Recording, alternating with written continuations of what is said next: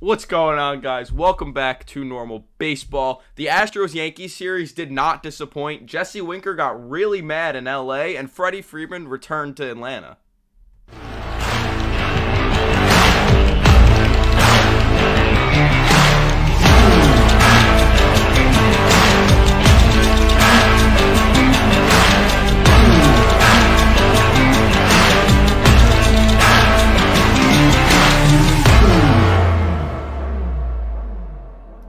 What is going on? Welcome back to yet another Normal Baseball podcast. I'm Alex, Normal Dog.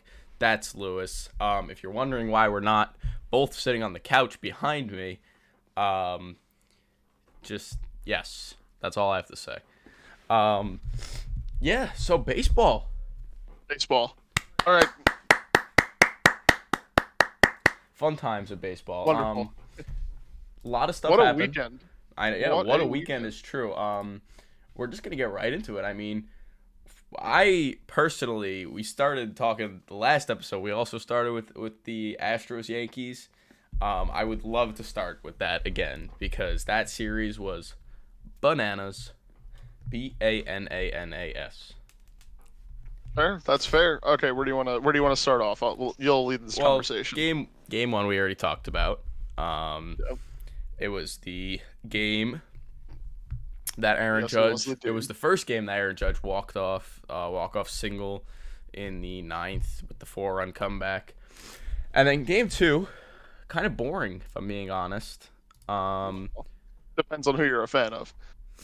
Well, no, but even in general, I don't know. It's just kind of, what was it? It was 3-1 Astros. I believe the Kyle Tucker 3-run homer was the only. Was how the Astros scored their 3 runs, and it was just kind of boring. It was the Verlander game. Verlander went. He did good. 7 innings, 1 earned run, only 3 strikeouts, which is odd for a Yankee team that does strike out a decent bit. Very big pitch to contact guy. But Verlander apparently.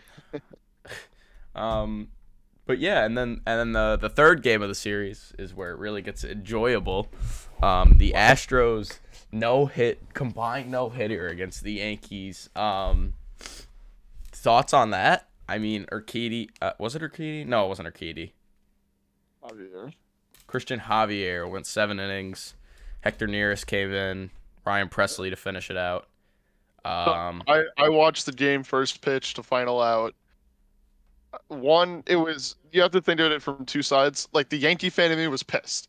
Like, the Yankees got no hit for the first time in however long it's been. What like over almost 50 years or whatever. No, it's since 2003.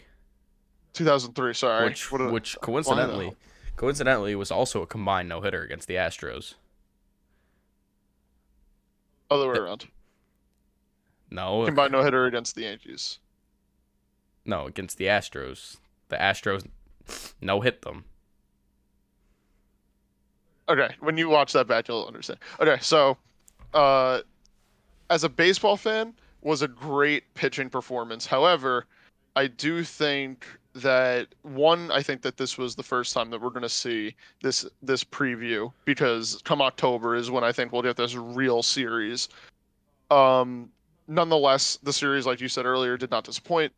And this game was proof that although the Yankees have been sitting atop the power rankings this year and have been, kind of rolling their way through baseball right now, it's showing that the veteran experience and the complete built Astros team is more built for the playoffs and more built to beat the good teams when it matters, and that showed it. However, I did think that Ryan Presley was going to give it up because he is really, really bad against the...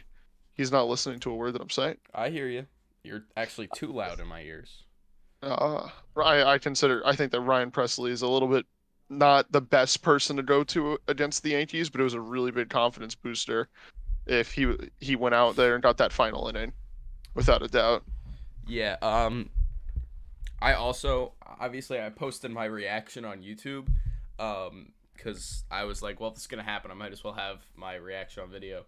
I did say, like, I thought that when Ryan Presley came in, I was like, there's a good chance because his ERA against the Yankees was like a 7.5. So I was feeling pretty confident, but then he came in, he struck out the first two, and then Giancarlo, um, weak, like the most sad Chopper. ground out you'll ever see. Yeah. Obviously he wasn't actually running because when does Giancarlo Stanton actually run? Sad from a Yankee fan perspective, but I love it for the storyline, if I'm being honest. Oh yeah, this whole series storyline. I mean, that was the icing on top of the cake, and it wasn't even the final game, which makes it even better. You It want to was jump into not. Game 4? Yeah, in game four, I mean, so the Astros had a 3-0 lead. Um, hold the phone. The Yankees were also continuing to get no hit going into Game 4 after their Game 3 of getting no hit.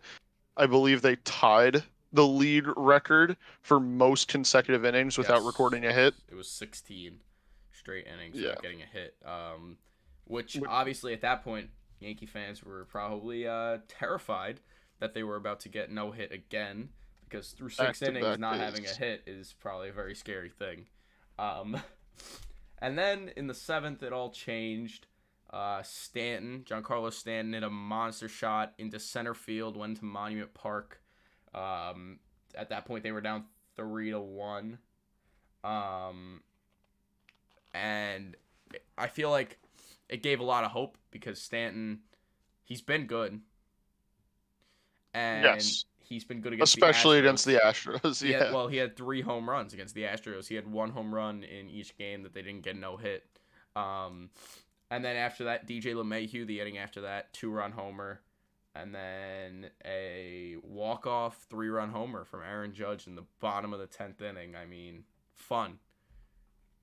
Yeah, a lot of fun. I mean, to all the Yankee fans out there, who were dropping to their knees and praying on the downfall of the Astros pitching staff or praying just to see somebody get a hit.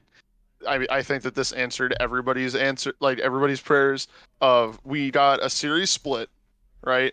In the most dramatic way possible, where in all honesty, the Astros should have won all 4 games. I mean, the No, only I time disagree. the I Yankees disagree. had a lead I disagree. was on walk-offs. Yeah, but I still disagree with that. I Well, don't think. okay.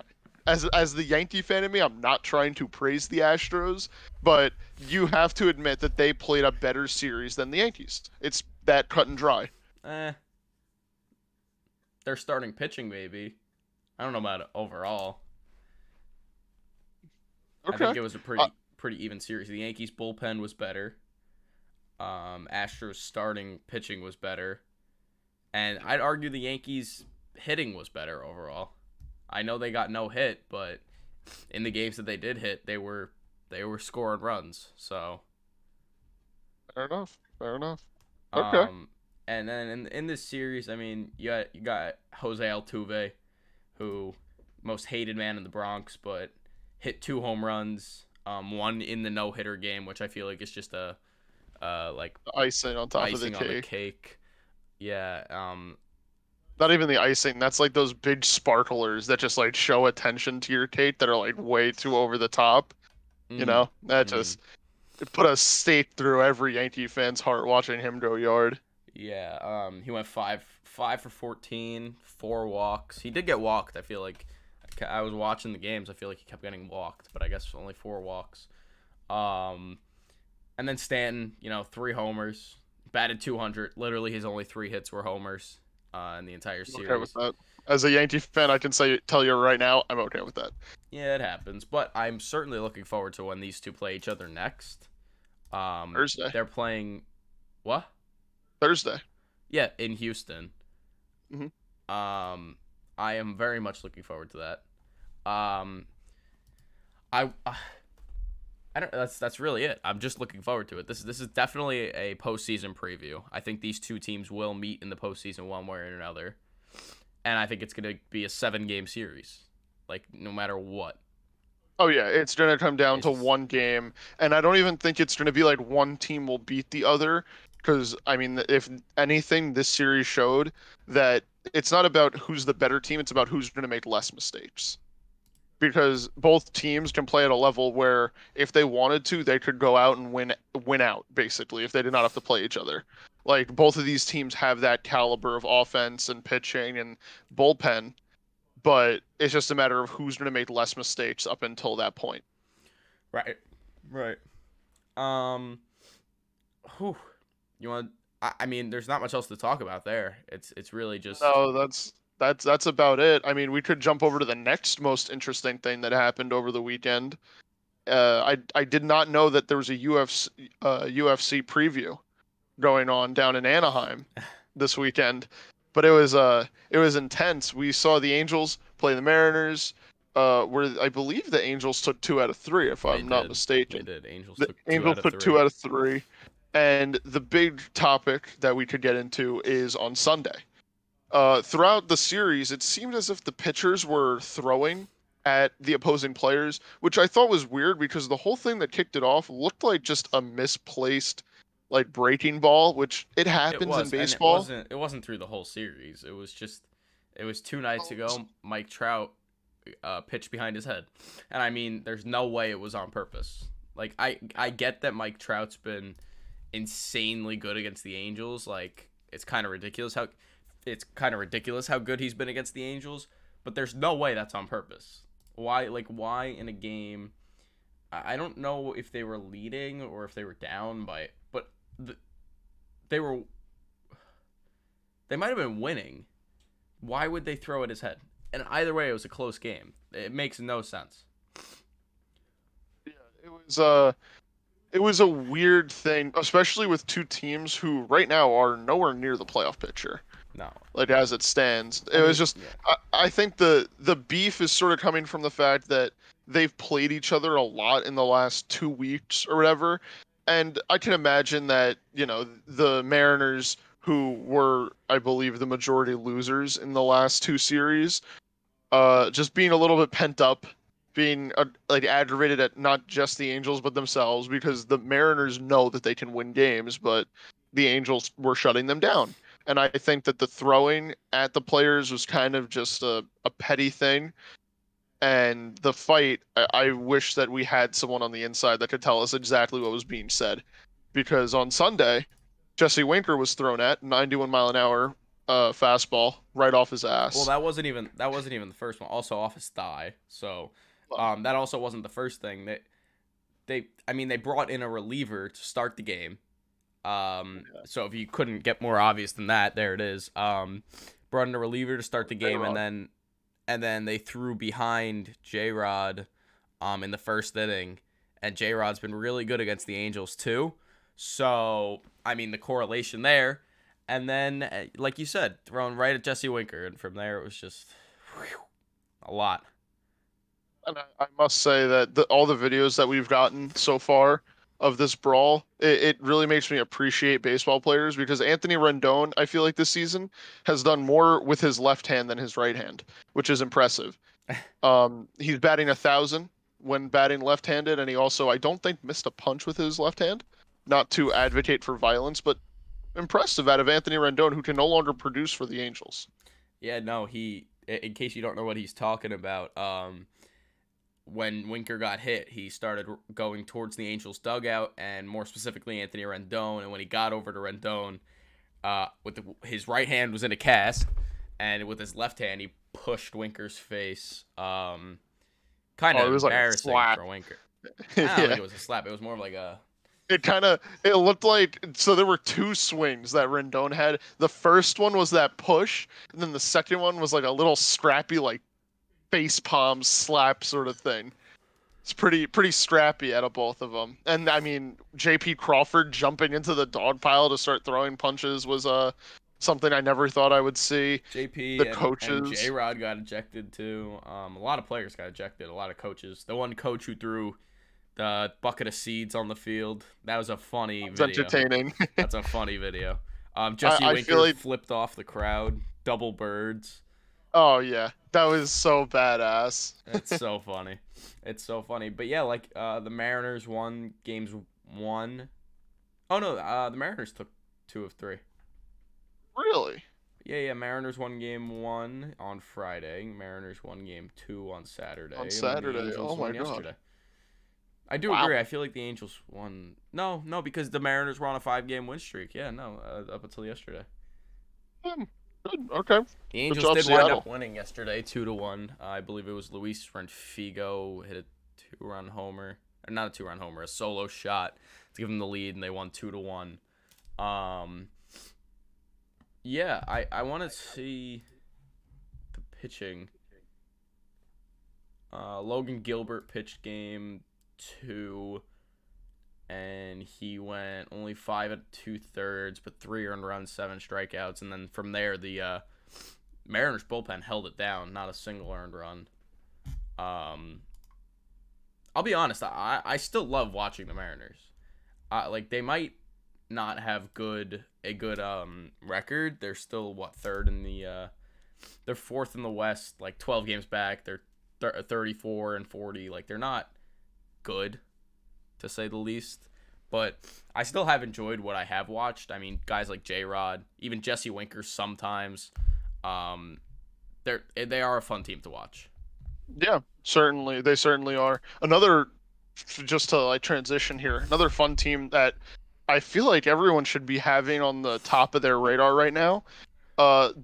The Boston Red Sox, the Beantown Bombers, some have been calling them. Yeah, I mean They just swept the Guardians. They are now officially in second place in the American League East. They are still 11 games behind our New York Yankees, but don't say that. Don't say that, because then people are gonna get mad because we're Yankee fans. We're not biased. Not biased, but the Red Sox are creeping up, and I will admit that I did watch. They're not really creeping 2 of the up. games. I would argue they're really Well, not. no, I shouldn't say creeping up. They're heating up. I would argue more. They've been heated up. Let's be honest. Yeah. They've been heated up.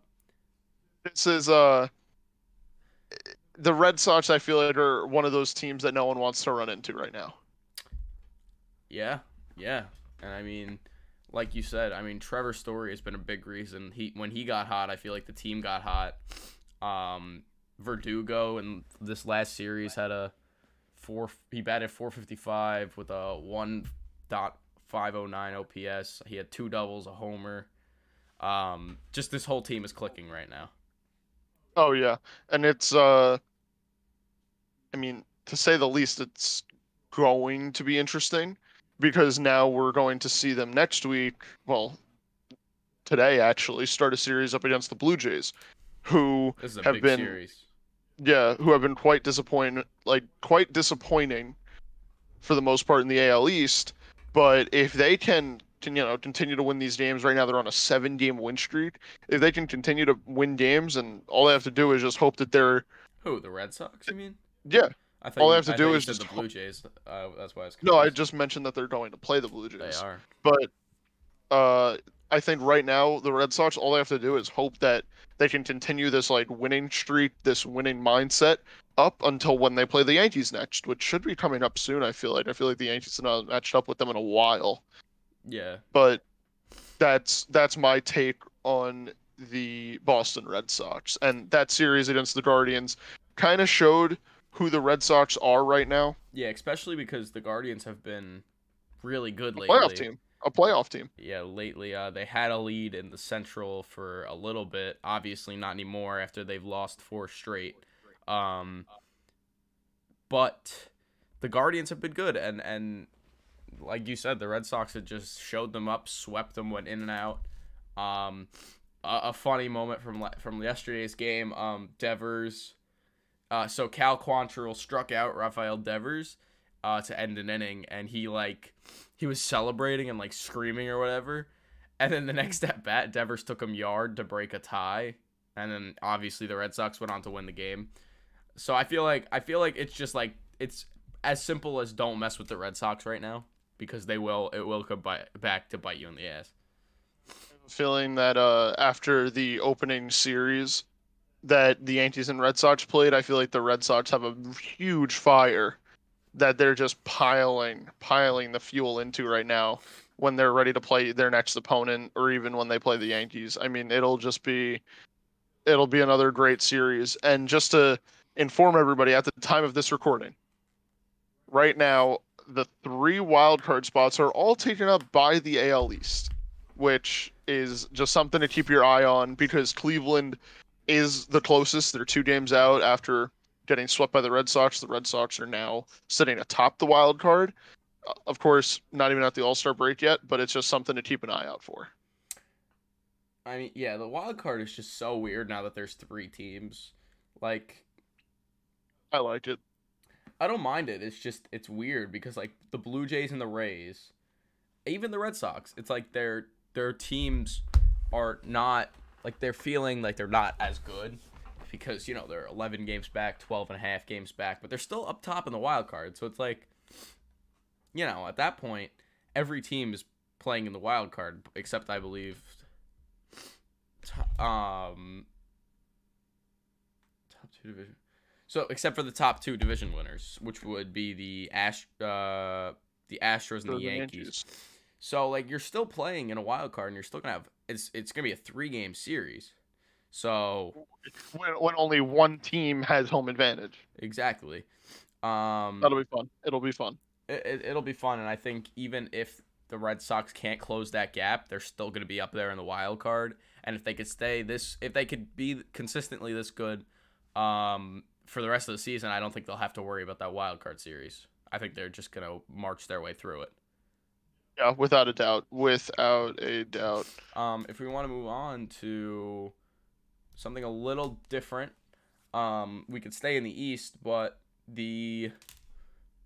actually we'll go the Blue Jays and the Brewers. The Brew Crew versus the Blue Jays, a little interleague series. Obviously, like we said, the Blue Jays have been slumping a little bit lately, but they came out and won Game 1 against the Brewers 9-4, which in last episode, I did say that I think that was going to be the only game they would win, and I was right. That was the only game they won because they were facing. You did call it. I think it was Lauer, and he hasn't been great this season, and they have Manoah on the mound. So it's like, why wouldn't they be winning that game? And they did. They won 9-4, but then they lost the next 2 games.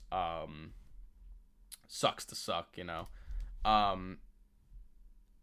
think more to look at is the Brewers, who were on a very bad stretch a couple weeks ago, and since have definitely been a little bit better.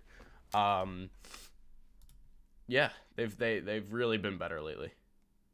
Yeah, their offense can either come alive or go dead, and I think we saw that in Game 1, where Alek Manoah just shut down the Brewers' bats. However, Game 2 and Game 3 were completely different, although it was more of a closer game in the second.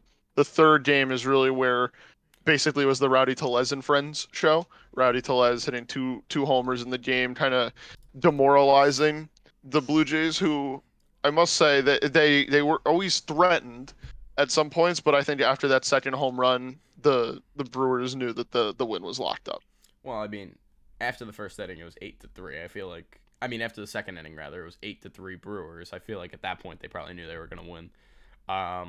Like you said, Rowdy Tellez, 2 home runs. Those are his only 2 hits of the series, by the way. That's a true Brewer right there. That is a true Brewer. But yeah, I think it's funny that Rowdy Tellez hit 2 2-run home runs against the team that drafted him. He was on the team. I think last year he was still on the. Yeah, last year. I do think it's really funny. And Yelich has also been decently better. At least this series he was pretty good. He batted like 380. So he was getting hits this series. If I could look up his stats for the entire year, I just want to see what he's batting right now, because I think if Yelich starts to at least not be a terrible player anymore, they might run away with that division. He's batting 245, which not great, because the Cardinals have been really good, and the Cardinals are not a team that you could just forget about, you know. So the Cardinals and Brewers race is so intriguing to me because they're exact opposites. just because the Brewers have this spectacular pitching staff, and they kind of just hope that they can scrape across 2, 3, 4 runs, and they'll beat you that way. They will beat you 2-1. They will beat you 3-2. You know, and the Cardinals are the exact opposite. They have all these younger guys on the offensive side of the ball, and Nolan Arenado and Paul Goldschmidt, who has been an MVP candidate. They're just absolutely dogfighting it out in the box and doing all that they can to produce runs. And I think that's best shown just by the simple stat of run differential. The Brewers, their run differential is plus 18, while the Cardinals are at plus 60. Yeah, and the Cardinals are only a game back. But to be fair, like both of these teams. Okay, so I was just talking about this like earlier. Both of these teams are good. We know that, and they're in one of the worst divisions in baseball. I mean, the third place team is 29-43. Yet somehow the Brewers are only 8 games above 500, and they're in first. How do you be in this bad of a division and not have a significant amount of wins? Like, I don't understand. And I know it must be something with in-division play, and they're not winning, because the Cubs just took 2 of 3 from the Cardinals. As good as the Cardinals have been, the Cubs just took 2 of 3 from them. And the Cardinals in their last 10 games are 4-6. So, like, they have their stretches. These teams are really good for a couple of weeks, or a week or a couple of weeks, and then they're really bad for a week, a couple of weeks. Like, I feel like it's just weird. And the matchups between these two teams, the Brewers and the Cardinals, are always fun to watch, if I'm being honest. Like, they're always really fun. They are. There's a sort of grit and grind in those series, especially. I mean, it's the same thing with the Cardinals and the Cubs that you just don't see every day. It's always fun to watch those series, like you said, and it will be an interesting fight. I think it could even come down to head-to-head numbers. Like, if they were tied at the end of the year, I would not be surprised. And it would just come down to head-to-head numbers. I wouldn't mind that. That would be fun. Because there wouldn't be a tiebreaker. Yeah, they don't do tiebreakers anymore. Well, they would in a thing, but yeah, no, I think that very well could happen, because I mean, we're through. The Brewers had a significant lead at the beginning of the year, and then they lost 8 in a row, and the Cardinals were able to catch up because they were doing good. Another thing I was thinking about earlier, this like completely unrelated, but I remembered earlier today the Mets Cardinals thing, like with Arenado and the benches clearing and everything. That was like this year. Yeah. Like, I know, right? I just like completely forgot about it, and there's just been a lot of baseball this year. It feels like so long ago, and it really hasn't. I mean, we're almost 3 months into the season. In a few days, we'll be like exactly 3 months into the season. And 3 months in, both New York teams have the best records in their respective leagues. Yeah. Well, that is also unrelated. But you did mention them. Do you want to transition over to the Mets Marlins series? Yeah, let's do it. Mets Marlins. Mets took 2 of 3. Game 2, Pete Alonso, 2 homers, including 1 go-ahead home run in the 8th. I believe it was the 8th. And then in Game 3, well, first of all, Game 1, the Mets took. Let me see if I can get the score. Game 1, the Mets took 5-3. That was the Sandy Alcantara game. Then Game 2, like I said, Pete Alonso, 2 homers. They also won that one 5-3. And then in Game 3, it was 2-2 going into the bottom of the 9th. And just 2 outs in the bottom of the 9th, 2-2. Nick Fortes, walk-off homer. Marlins win 3-2 and avoid the sweep against the Mets. Yeah. I mean, Nick Fortes, I'm going to be honest. I don't think I've heard of him until yesterday. Yeah. I actually watched Marlins games a decent bit. Yeah. Marlins, that walk-off was electric. Obviously, I don't want to discredit the Mets. They played a great series, and sadly, they just missed the sweep. And by just missed, I mean if that Adam slider broke another inch, then we're looking at a strikeout swinging, and going into extras and stuff like that. So congratulations to the Marlins, but Mets, I have to give my hats off that you guys are still playing the best baseball I've seen out of Flushing. Yeah, no, they're of course they're going to be playing good. I mean, the best record in the National League still, they're 20 games over 500. Although the Braves catching up. Are Catching up. The catching up, Braves are what, but four? Are they 4 games back? Or are they 5 games four and a back? half, I think. They are. The Braves are 5 games back. Um, Five. they just played a 3-game series with the Dodgers. They lost 2 of 3. Um, although I'd argue it still wasn't a bad series for them at all. If it weren't for Kenley Jansen, they would have won last night. In case you don't know, last night Kenley Jansen comes in the bottom of the ninth. They're up 2-0. Sunday Night Baseball, they're up 2-0 in the bottom of the ninth, and Trace Thompson, I believe it was, hit a 2-run double to tie the game. Off of Matt Olson's glove. Yeah, it tips off Matt Olson's glove. They go into extras in the 10th inning. Freddie Freeman hits a double to give the Dodgers a lead. And then Matt Olson, Freddie Freeman's replacement in Atlanta, hits a single to tie the game. And then right after, the Dodgers score 2 in the top of the 11th, and the Braves are unable to score. Terrible loss. Terrible. You have Kenley Jansen, who's been really good so far this year, coming in and shit in the bed, and you lose the game in 11 innings. Yeah. Braves fans must be heartbroken. So, before I jump into any analysis that I did on the series, I just want to say I am in no way, shape, or form a Braves fan or a Dodgers fan, but watching the ring ceremony with Freddie Freeman back in Atlanta, I almost shed a tear. What It does that have was, to do with being a Braves or a Dodgers fan?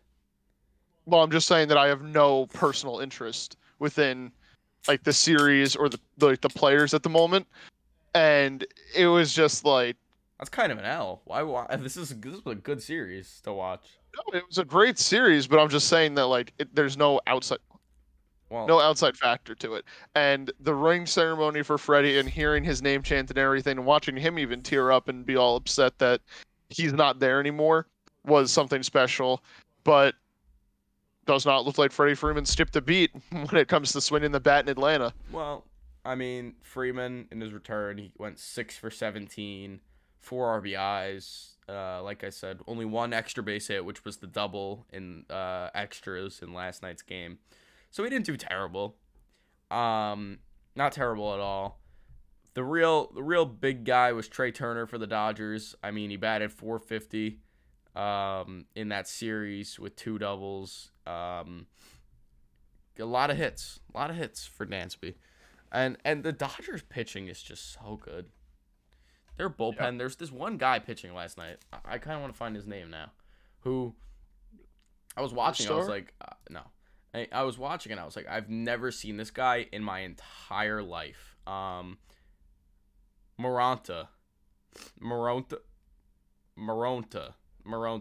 Man pitched 2 innings. Reyes Moronta. Man pitched 2 innings. I'm like, wow, this guy is like really good.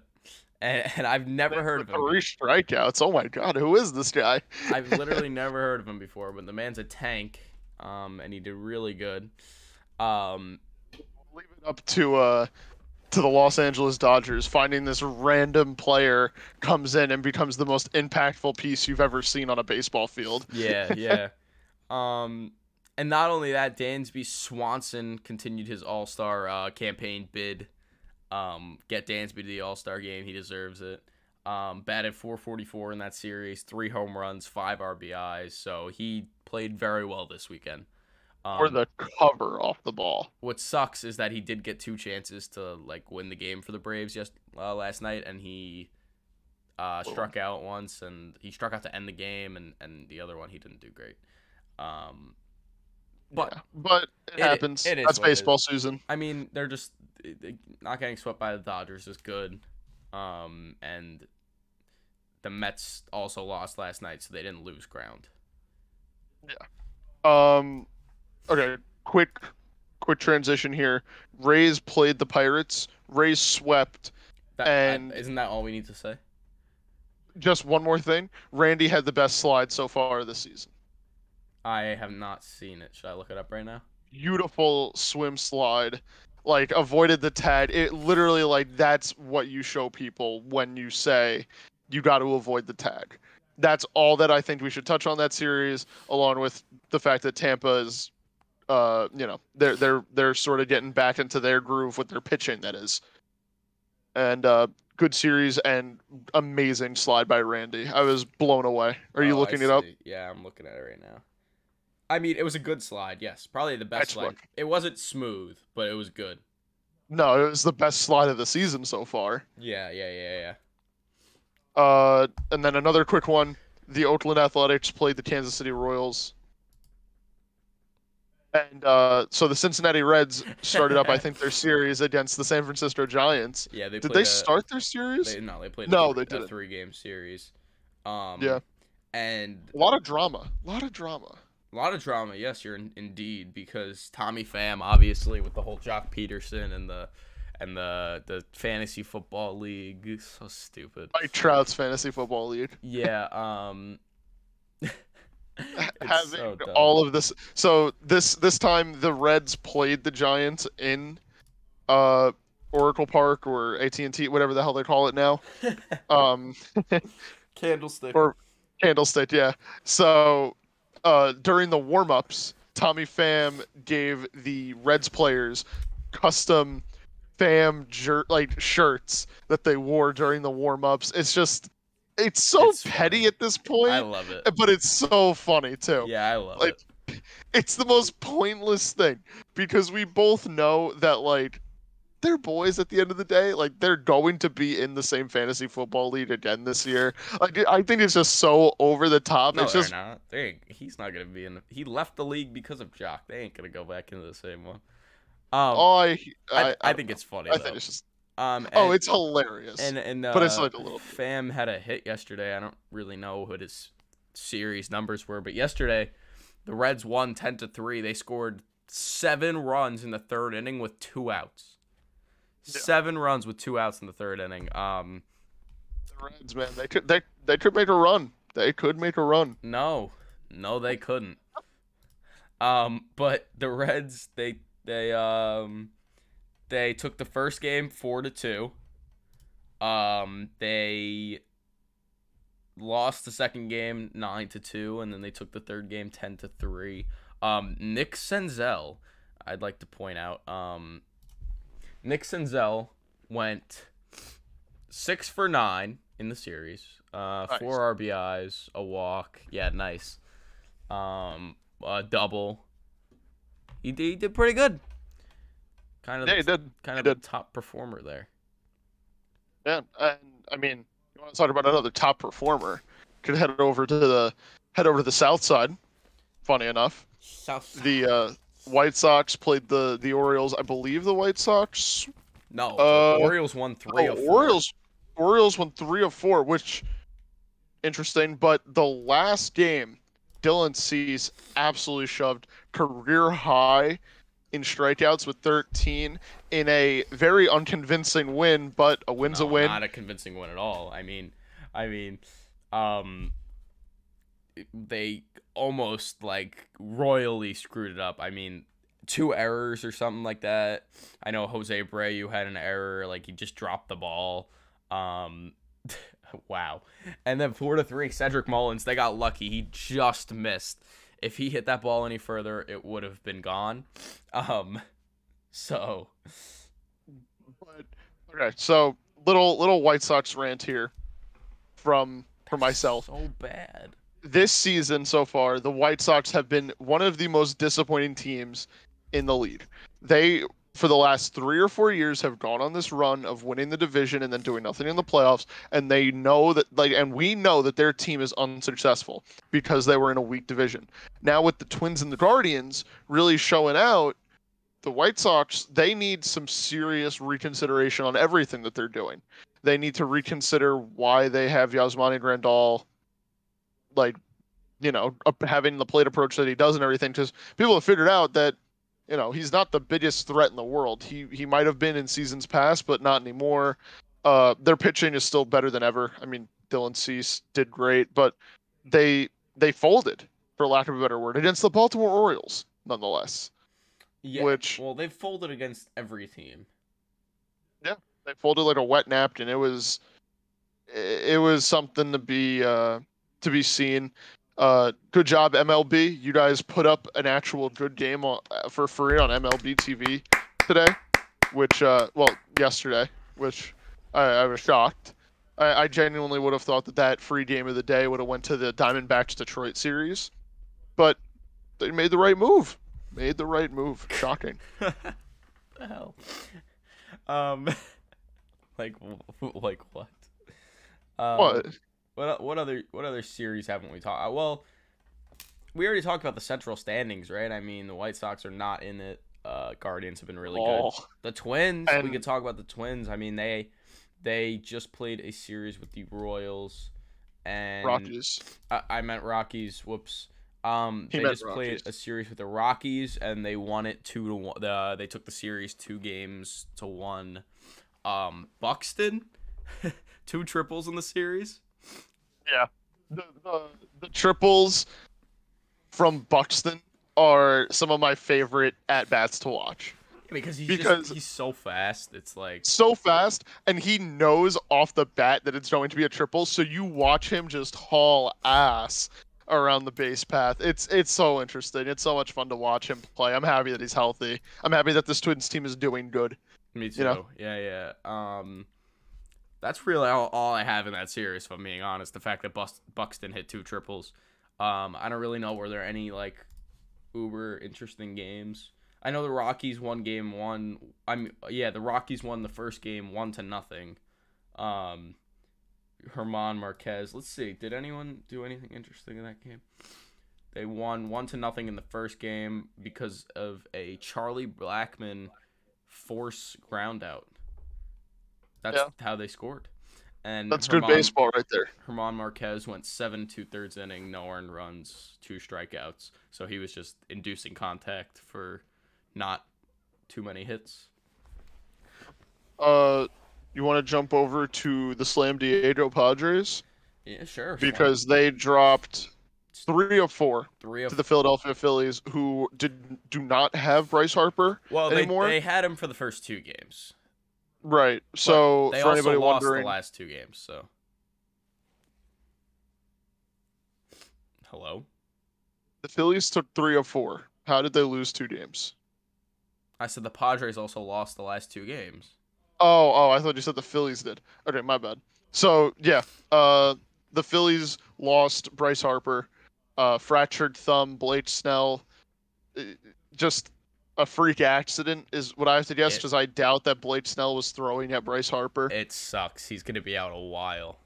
I mean, man was having an MVP type season without even being in the outfield, DHing only. And having an MVP type season. So that obviously, sadly, he will not be able to play for the near future, which includes the All-Star game. So it's going to be interesting to see who takes up that starting spot as a DH. That's the one thing that I'm looking at right now. And I mean, the Phillies, they were kind of hitting their stride, not as much as Atlanta, but I thought that there would be something there. But after losing Bryce now too, I think I don't want to call them dead in the water, but it's going to take a lot of fighting to get to where the Phillies want to be.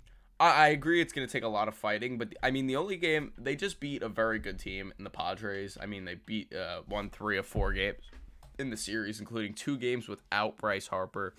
I think if they're going to make a good run, it's going to have to be because of their pitching, not allowing a lot of runs because their hitting on any day can't really score that many runs because like we know, it's a very power oriented lineup and some days it just shuts down. Obviously, Yeah.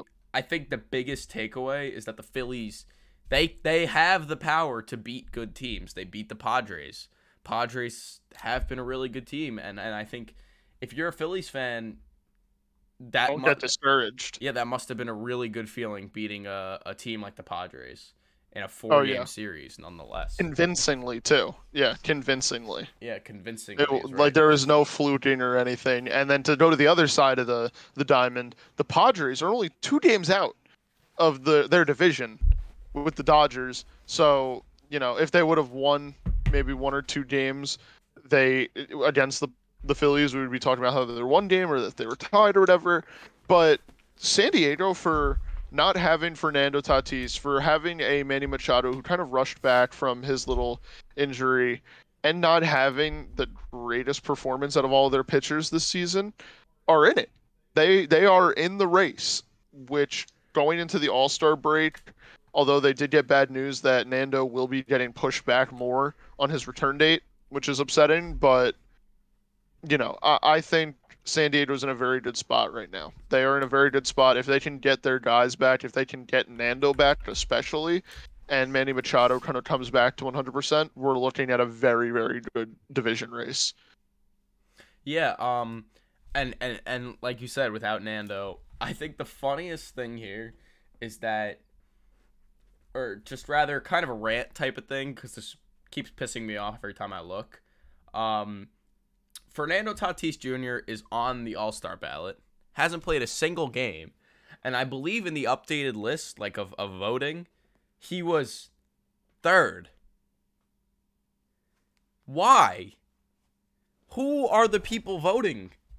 I hate this fan voting. It's pissing. To put your goddamn hand down. I hate this fan voting. It pisses me off so much. I mean, hopefully they'll get it right eventually. But I mean, they've got Ozzy Albies is second in the fan voting, batting .244 with under 700 OPS. When you got a guy like Jeff McNeil batting .327 with an .851 OPS. I mean, Ozzy Albies is also injured. it just makes no sense. I can see how Jazz will be the starter or is the first option. I see how Jazz is first. It makes sense to me. But there is no reason that Ozzy Albies should be second in All-Star voting right now. It's bizarre.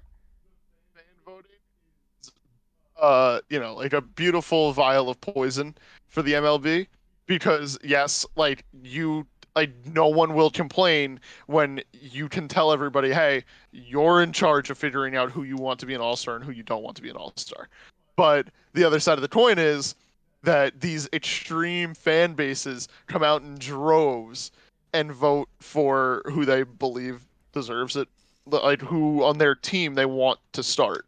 I mean, we see it with the Blue Jays basically every year, where the Blue Jays had after the first week of voting had 5 all-star starters, which is interesting. Which I think the only one that has a shot at being an all-star starter right now is Alejandro Kirk, but after the first week of voting, they had 5. Yeah, I mean, I'm also glad that Jose Trevino is second in all-star voting for AL catchers. The NL catchers, Wilson Contreras is first, which I agree with. Second's debatable. Tyler Stevenson, sneaky good this year, batting .305. I don't know, has he played that many games? I guess, maybe. I find it funny that Acuna's second in voting when he hasn't played much. That's just star power. Yeah, that's star Same power. thing with Nando. I think it's healthy. I mean, they haven't really. I don't think people have really gotten the outfielders wrong. I think there's a lot of Mookie Betts, but then again, he just got injured recently. Well, Mookie, so that's Mookie is. Well, Mookie's first in All-Star voting. Right, but he has a cracked rib. Well, yeah, but that I mean, people started voting before that happened, so. No, I know. I'm saying that that's the only flaw, and it's not even No, in the voter control. Well, no, this whole thing is for the All-Star starter. Yeah. Like, he could still win I'm All-Star starter. They'll just need a reserve. So, like, it'll still be on his thing that he was an All-Star starter. Yeah, without a doubt, without a doubt. I think that we covered all of the games for the most part. I mean, the Detroit Tigers played the Cardinals. I mean, played the Diamondbacks, Yeah, and who really I just cares? so the one thing that I thought was cool was they played in the desert, they played in Arizona, and there was a fan sitting behind home plate that just kept chirping Javi Baez, and I watched a little bit of the game, and it was like it was annoying me, and I could not imagine how Javier Baez felt. And it kind of lit a fire under him, and he had a grand slam. And the first thing that he did as soon as it went off the bat is he started turning around and chirping right back to this Diamondbacks fan, which I thought was pretty cool. Uh, and then I think the only other series is the Nationals, Nationals. Rangers. Yeah. Yeah, the Nationals played the Rangers. Okay, back to Um. the All Star stuff. Well, Juan Soto. I mean, walked 4 times in one game. That's all I really wanted to say. But Yeah, it the was impressive. Nationals won 2 of 3, I believe. Josiah Gray had a really good game. He went like 8 or 7 innings, 9 strikeouts, like 2 runs. Then the Nationals, the Rangers walked off that game though. Um, and yeah, okay. So back to the All Star voting. Oh, I just closed it out. That's so unfortunate. Never mind. See you guys next week. um, what else do we have here? I mean, the Oh, first base hello. situation's pretty good. The Vladdy Homer and Ty. draft. Yeah, well, no, I know. We got a few minutes. Okay. Vladdy and Ty France. They're fine. I like that those two are. Although Ty France did just get injured. I don't know if he's out for a while, but I did see that he got Top injured. three for first base in the American League. Top three. There's only two. They don't show Oh, then the third. I who are just the two? And then give me your pick. I That's not one just of the told two. you the two. Vladdy and Ty France. Okay, and then who out of the people that are not 1 and 2, the players? What do you mean out of the people that I think those are the only two options? Really? Those two are There's significantly better than the rest of the pack. I mean, besides Luis Arias, but actually, why isn't Luis Arias in this? I mean, he's batting 349, and he's like actually played a good amount of games. Like, how many games has he played? Like, what's the deal with that? He must have missed something. Did he miss anything? Because I remember Arias. I mean, he's played 64 games since batting 349. Why is he not? He leads the league in batting average and on base percentage. Why is he not?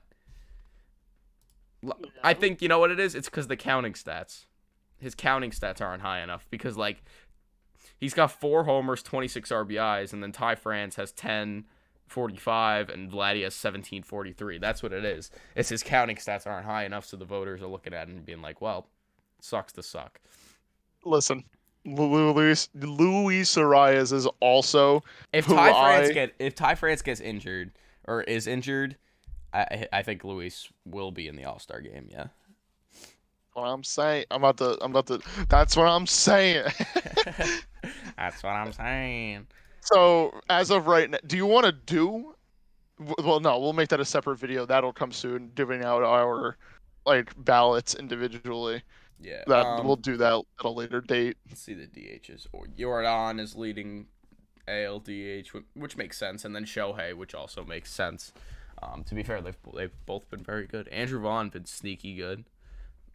Then in the NL, Bryce Harper. Bryce Harper, but he's going to be out for a while. And then William Contreras, second, doing pretty good. 900 OPS. Not to be biased here, but I am a big fan of the boys down south. Put Derek Cooper in the All Star game. Put Derek Cooper in the All Star game. I love Garrett Cooper. He's been doing okay. He's been so nice on my fantasy team, if I'm being honest.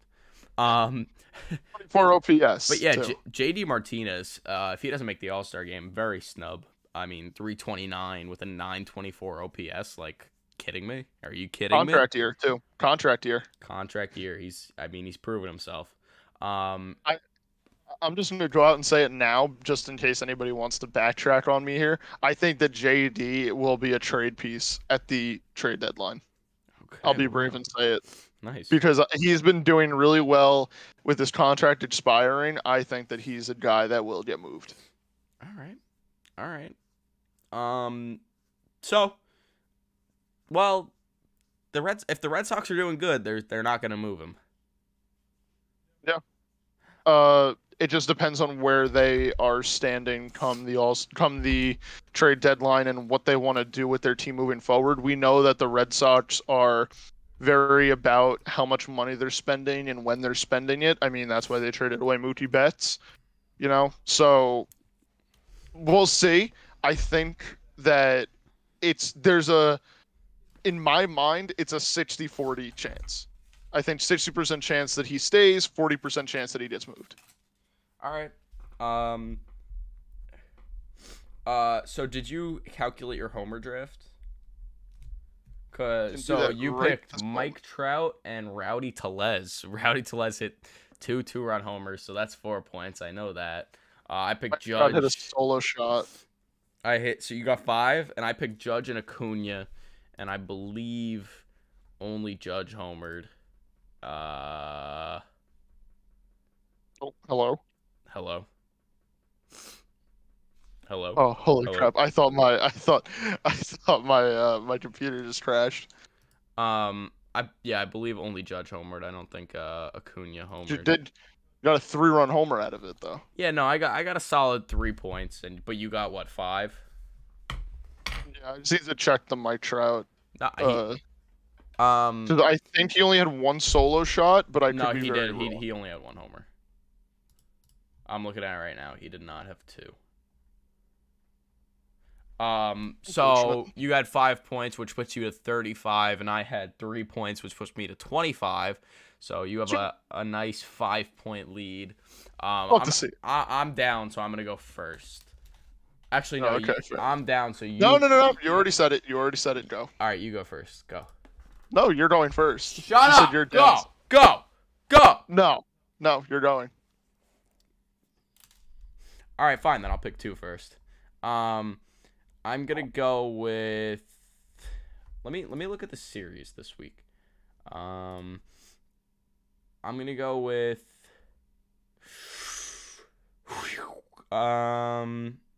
Juan Soto. Okay, who are they playing? They're playing the Pirates. Juan Soto for my NL pick, and then for my AL pick, I'll go with.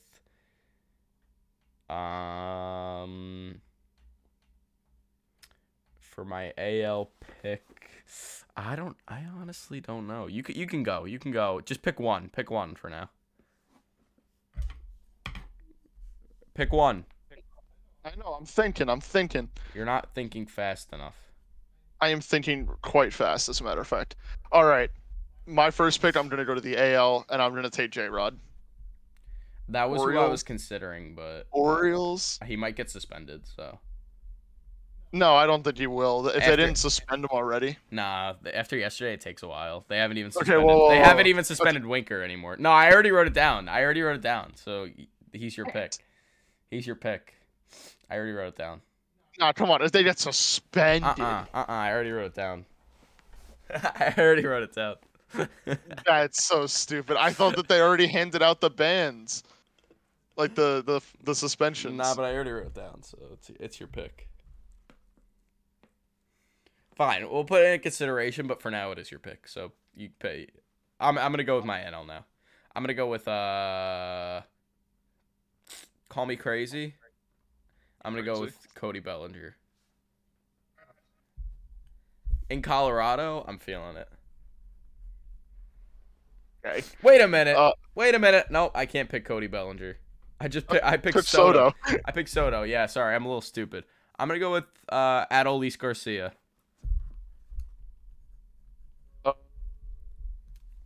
Okay, that's a good pick. I like that.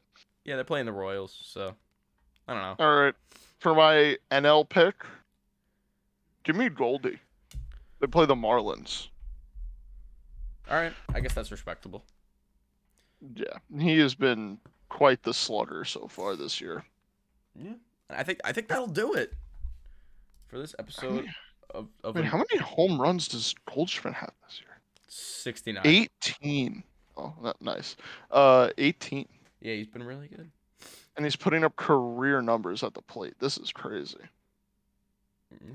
All right. Well, I think that'll do it for this episode of Normal Baseball Podcast. we will see you next time. A couple days. Hope everyone has fun watching baseball. Do I get a consideration pick? No. For we love you. If you're watching right now, we love you. I'm gonna give you a kiss. Mwah. And yeah, so we will see you next time. Peace.